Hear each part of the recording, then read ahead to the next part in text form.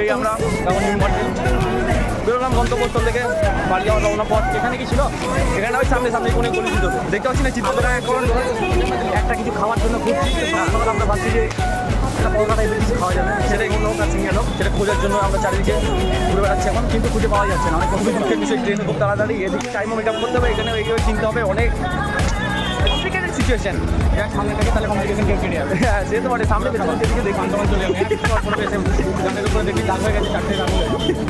আরে কি আছে, একটু ভালোবেসে মারলো না, খেয়ে নিলাম। এই যে ভালোবাসা দোকান থেকে একদম হালুয়া টাইট, কিন্তু আমার মনে হচ্ছে বন্ধ রেখেছি।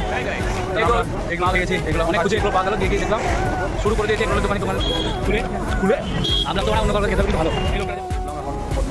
হাওড়া যেতে চাইছিলাম মেট্রোতে করে, তারপরে এর থেকে যন্ত্রণা পৃথিবীতে কমই পেয়েছি মেট্রোতে। কেন?